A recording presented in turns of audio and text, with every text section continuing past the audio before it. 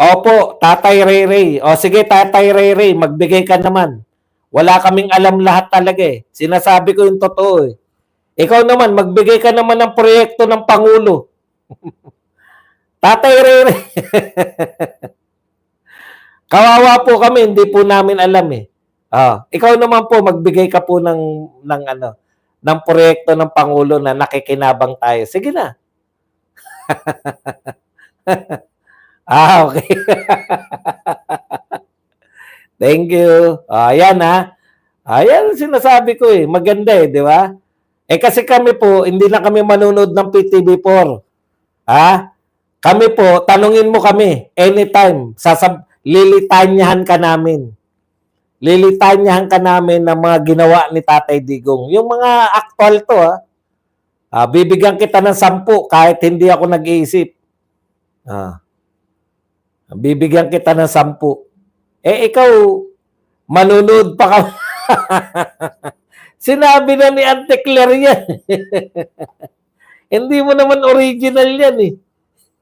Dapat, meron talaga kayong masasabi kahit isa man lang. Boss, sabi ni BBM sa podcast nila, ni Katonying, di daw nakaramdaman ng taong proyekto. Kita mo nga, si BBM na nga nagsabi na hindi na maramdaman ng tao. Ikaw para maramdaman mo eh. Bakit hindi mo naipagtanggol ang pananakop ng China sa EEC? Pakinggan mo ako ha. Kinukundin ako ang ginagawa ng China sa West Philippine Sea. Kita mo na.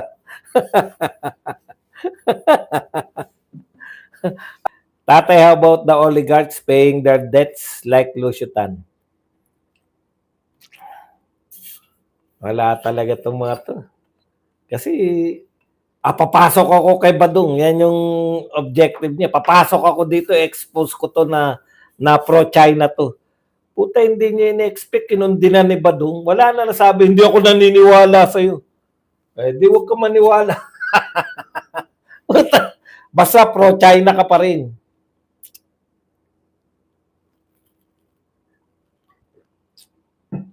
Tignan mo kayaman si Alvarez. Nako, pati ba naman yaman ni Alvarez? Ano po ang kaugnayan ko ron? Kung mayaman si singkit mo. High blood din natin. High blood din natin. Sabi ni Eric. Sige nga Eric, high blood din mo nga ako. Sige nga. Sige nga Eric, ano ba masasabi mo para ma-high blood ako? High blood din daw ako ni Eric. Tignan nga natin kung kaya mo ako high blood din. Ang dali mo magsalita. Baka kung ikaw na umupo, di mo alam paano patakbuhin ang Pilipinas. Hindi po ako naghangad na patakbuhin ang Pilipinas. Alam ko po na hindi ako mananalo. Po di ako mananalo ko, di tumakbo ko. Hindi po ako tumatakbo dahil alam ko po na hindi ako mananalo. Pero vlogger po ako eh. Magaling po kami, madali po kami magsalita dahil vlogger po ako. Trabaho ko po ito eh. Kayo ba? Ano ba trabaho nyo? Pwede ko ba sabihin, ang galing, kunwari, halimbawa, ikaw pala, ang palagay ko, ang trabaho nito, teacher ka. Halimbawa, teacher Camille. Kasalanan mo ba kung magaling kang magturo? Teacher ka talaga? Wag niyo pong masamain na kami po ay magagaling magsalita. Vlogger kami. Mga basketball player ba sasabihin mo, ang galing niyo naman ang galing niyo naman mag-basketball. Nagagalit mo ba kayo pag may mga magagaling mag-basketball? Hingal ka na po. Opo, hinihingal po ako. Talagang ganoon ang buhay. Hindi ko alam kung ilang taong ka na. Hinga ka na. Hinga. Humihinga po ako. Huwag kayong mag-alala. Minerva, baka ikaw ang binayaran. Sino magaling? Ako.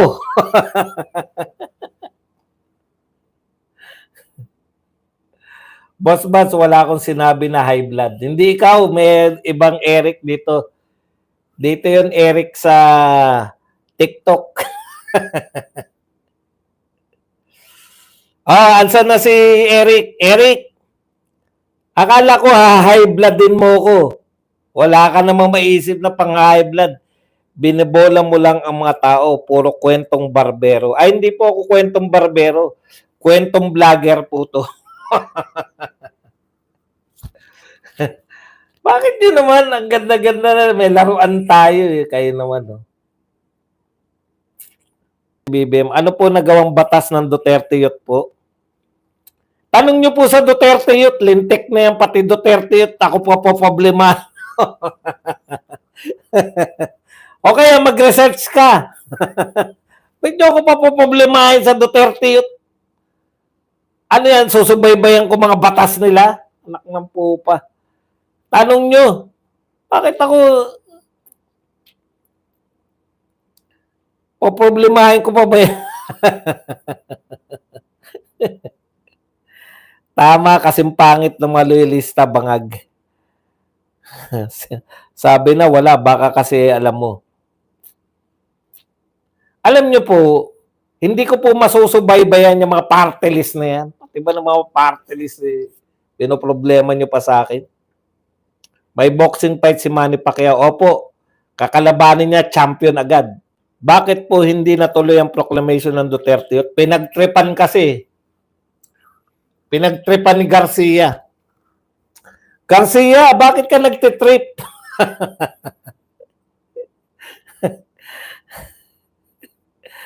Kasi baka alam ng dilis eh, wala pala talaga. Alam mo, Kolokoy, ikaw, madali lang mag-research. Hindi po kami rito, Duterte Youth. Kami po ay mga kulto ni Digong. Tanungin nyo kami tungkol kay Digong. Hindi sa supporter ni Digong. Maraming supporter si Digong. Tatanungin mo ba ako ano nangyari kay Roque? O tatanungin mo ba ako ano nangyari kay ganun po siya. Ikaw naman. Kilala ko ba yung mga yan? Nagre-report ba sa akin yan? Matatanda ang Duterte Youth. Problema mo na yun. Kung matanda sa'yo yung 28, 26, 26, ewan ko lang. Baka 13 anyos ka pa lang. Baka 13 anyos ka pa lang. Puta, natandaan ka na sa 28, 20. Ito ang edad ng mga congressman ng ng Duterte Youth. 28, 26, 26. Matanda ba 'yon? Hindi nga, mag-react kayo sa katotohanan. Kahit ba puti buhok kung 28, first nominee, second nominee, 26 anyos, third nominee, 26 anyos. Matanda na ba yun? Kayo po yan ang pinakakalat sa kanila eh. Yan ang pinakakalat sa inyo.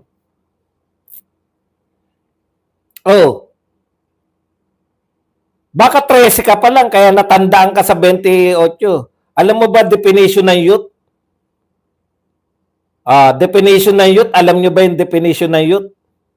O kung hindi nyo alam, wala pala kayo. Sige, total nagmamarunong kayo. Hanggang anong taon ang definition ng youth? Hanggang 40 years old. Sabihin nyo matanda yung 28, 26, 26. Youth nga eh. Alam nyo, kayo. Iba po yung young, di ba? Iba po yung young kasi young, younger, youngest. Di ba? Iba po yun. Kasi pwedeng ako maging bata. Mas bata ako sa'yo. 90 ka. Ako, 56. Mas bata ako. Mas bata. Younger. Pag youth po, nakadefine po yan. 40 anyos youth. Hindi nyo alam, no? Alamin nyo.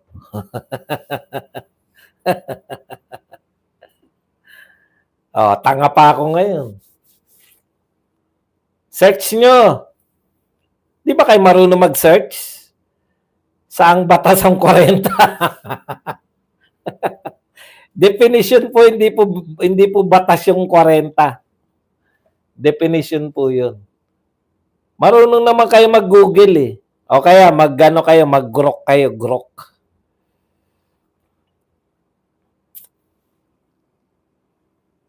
Youth. Definition of youth. Define nga natin.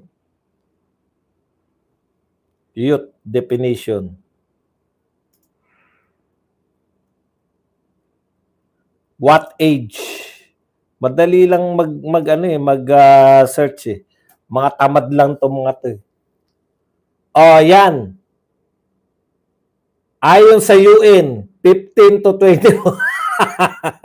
Utang. Mali itong UN na 'to. 15 to 24 daw. Wala, mali. Oh, mali ako. Ayon sa UN, 15 to 24 daw ang youth.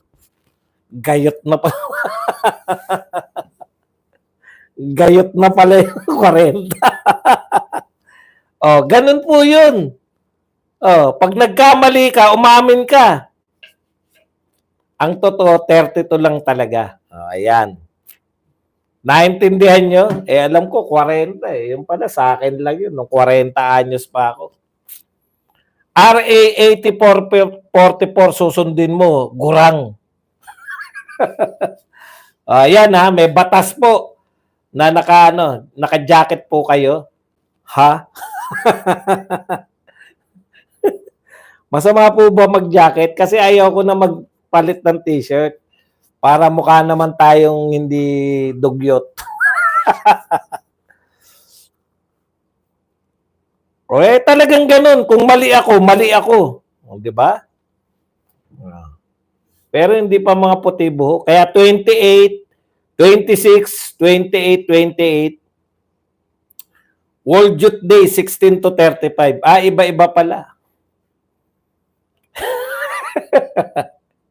Umaamin ako, mali ang 40. O, ganun lang po. Sana kayo din.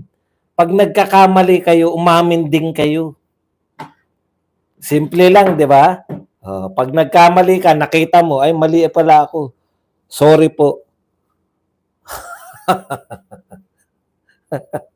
Ganun talaga pag sobrang talino ng tao, hindi po siya aamin na nagkamali. Ako, hindi ako matalino, kaya umaamin ako kagad eh.